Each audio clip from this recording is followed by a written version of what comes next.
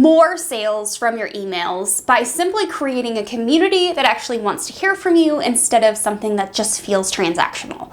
I don't want a church-style bulletin landing in my inbox from you every single week. That's boring, and you probably also agree. I don't want it. It's gross. It's boring. It's not gonna make me buy anything from you. But, caveat, I don't want you to feel like every single email that we talk about, and I'm gonna speak to this as we get into the content of this video, not every single email you send needs to sell for you. These emails are also there to help you to build know, like, and trust, build community, and get your community ready to buy from you when the time comes. Every single week, I open my Google Analytics and I see reports like this.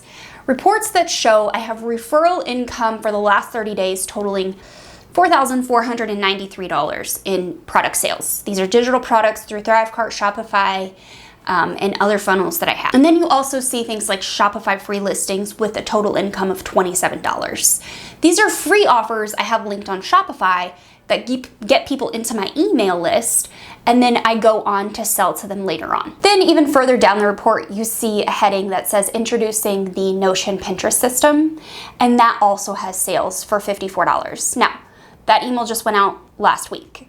So it went out late Friday afternoon. Not a lot of sales have generated from it, but I'm happy it generated $54 in sales. It's actually generated more since then. I've even gotten emails today from people saying, hey, you just purchased, so excited for this. Now, I do want to caveat this conversation by saying, as I show you another screenshot in just a moment, that while the majority of my traffic and my sales look like they're coming from referral, that doesn't actually mean that the sales from my emails aren't actually coming from email. I did want to caveat that because I know people are going to notice that and they're going to leave comments below this video and be like, well, actually, the majority of your traffic and sales are coming from referral, whatever that means. So moving on, I actually want to define what referral means because you are likely going to see this in your Google Analytics in the future as well if you employ a strategy like this. Now, I'm gonna look at my iPad instead of you because I want to read this definition to you.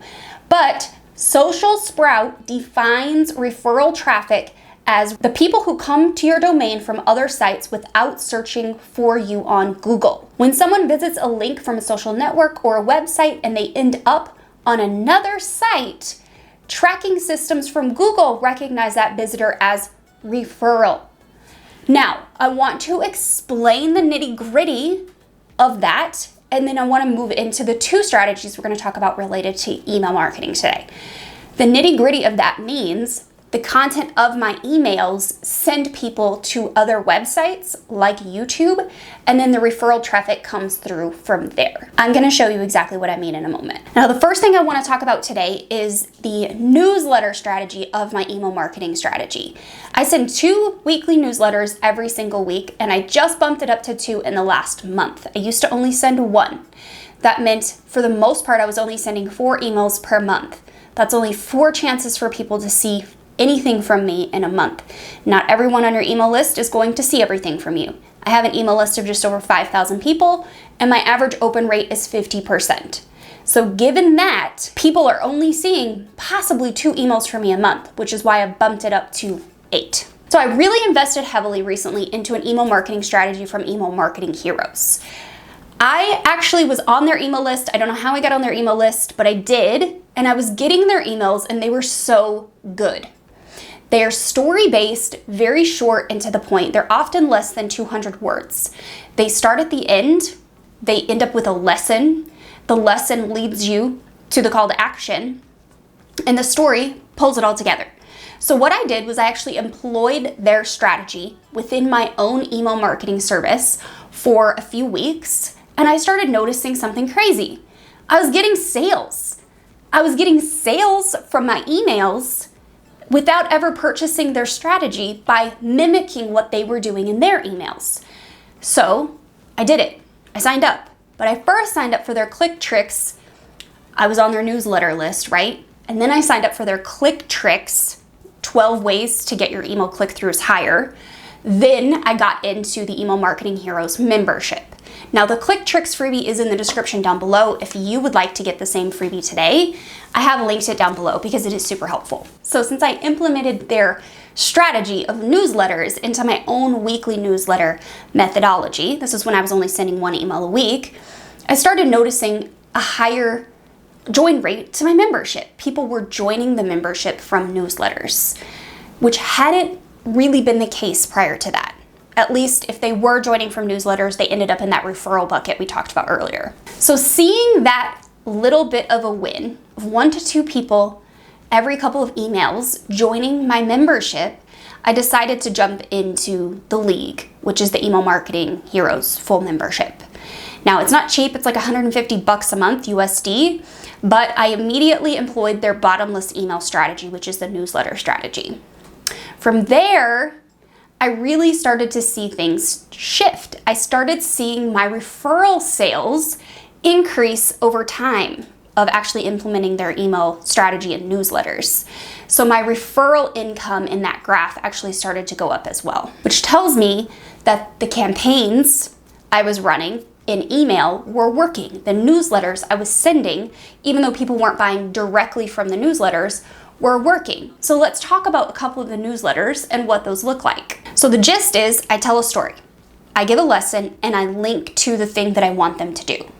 So my very first email every single week is a YouTube video. I'm sending them a newsletter about a YouTube video that I just uploaded that day. This is my Tuesday newsletter.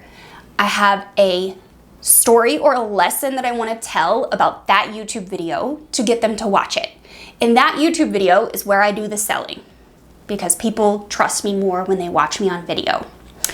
Then they follow on through and go on through the email and do whatever they do on the other side, and that might result in sales, or that might result in them emailing me and asking for other things. Here is an example of this most recent email about the new Notion Pinterest system I launched. This Notion Pinterest system is actually less story-based of an email than the others. I have another one I'm going to show you as well, but it's more of like an update. But this goes to show that you can still write short and sweet emails, don't necessarily have to be super story-based, and you can still generate sales from them. The next example, however, is more story-based. This was my Adam Sandler email. This one actually resulted in a sale for me for services. So we're gonna get to that in a second. But this email was generated from a thought, from an idea, from a frustration that I have with people sliding into my DMs or my emails every single day saying, hey, hire me and I can make your YouTube thumbnails better so you can grow your channel more. Hey, hire me so I can make your Instagram look better so you can sell more. It's always for more sales, more views, more engagement. I don't care. I don't care about aesthetics. I was so frustrated with the amount of people pitching me for creating better thumbnails or Instagram posts that I wrote a thread on Threads about this. That thread did well. So then I turned it into an email later that afternoon. That resulted in a flood of emails to my inbox, including this one right here from Lindsay asking for services. She said this email is so good, and then she goes on to say, what would it cost to do a Pinterest audit and clean up her boards? Here's what the email is. It's basically me telling you that you don't need to be aesthetic in order to make sales. And then Lindsay's email came right after, as well as 12 to 15 others from other people, including DMs on Instagram, saying the email was fire, which means I really connected that story to the person that I was writing it to. Now, the way that I come up with stories for email marketing for newsletters is slightly different than what Rob and Kennedy teach in their bottomless email strategy, but it's only because I just started using story-based marketing really this year. I've never truly tapped into story-based marketing prior to this. And I'm not as comfortable with it, which means I have to come up with other ways to come up with stories. So like I mentioned before, I actually mimicked some of their newsletters using examples from my own life. So an email that they wrote was something that they lost or they misplaced. I pulled something deep out of my consciousness about the one time that I put my blender thing, my mixer beaters in the refrigerator and my milk in the pantry. I was pregnant with my first child. You have pregnancy brain. And that email did really well as well. I got lots of replies to that one as well. So the way that you come up with stories sometimes is by looking at what other people are talking about, listening to your audience, digging deep into the pain points and pleasure points of products that you sell, or that your audience has, and really speaking to those from personal points of view. Then you craft your story with the lesson at the end, and then you link them to the thing that you want them to do. Do you want them to read a blog? Do you want them to watch a video? Do you want them to look at your new product that you've just launched? What is it that you want them to do? And I always like to start at the end and work my way back to the beginning, because that's easier for me to make sure the call to action makes sense. Essentially, you want to send them to where you do your best conversions. For me, it's usually this platform right here, YouTube, which is why, again, the majority of my traffic in Google Analytics, my sales at least, say referral. Let's talk about email sequences, because this is the second tactic that I use in my business and my email marketing strategy to sell for me on autopilot. Now, this one truly is evergreen and it truly is passive. I hired someone one time to write an email sequence for me. This is a 5-part email sequence. I have since updated the email sequence. I've changed out subject lines. I've changed out links within it to make it better and perform better, and it has worked over time. Now, I've had this in my business for about 15 to 16 months, and over that time, it has generated quite a lot of sales. So what you are looking at right now is a screenshot for the last 12 months of my business. And if you look at the top right-hand corner of the table, you'll notice it says $30,738.80 in sales. And then over on the left is a table of all of the email campaigns that I've sent. So I've generated over $30,000 in the last 12 months from email marketing alone. Now tell me how much of a difference $30,000 in your business would do for you and your family. I have a tiny list. It only crested 4,000 people this year in October. And I put on 1,000 people in like 4 weeks because of a Facebook ad I ran. So the majority of those 1,000 people are probably not even great fits for my overall audience. And I just scrubbed my list of 600 people as well. I frequently delete people off my list that are not opening my emails, that are not, engaging with me. And I do that 4 times a year. So please tell me what $30,000, that's nothing to shake a stick at, would do for you if you had a strategic email marketing strategy. Now, most people are not going to convert right away from email. That's the whole point of email, is to nurture people to the sale, to nurture people until they are ready to purchase from you. I love doing freebie marketing because it allows me to have a communication, an open line of communication with the people that are on my email list. I do not always just want to be selling to every single person. I am always selling, but I don't always have to get people on the email list by selling a product to them first. Now I'm going to show you another screenshot, and I want you to pay attention to the campaign names on the left. So the don't pay $2K for that is the email sequence. It's one of the emails of 5 in the sequence. I'm only going to call out 3 because I can't remember what the other 2 were called, and I didn't want to look it up when I outlined the video.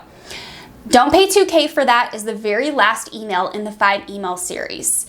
The next one is Will Pinterest Change Your Life? That's the second out of 5 emails that you're gonna get in that series. And then the last one, Sick of Social Media. I think that's either email 1 or email 4. I can't quite remember. But there is also another email in there that does really well, which is a free training, which is my keyword workshop. These all generated sales for my membership, which is a digital product for me.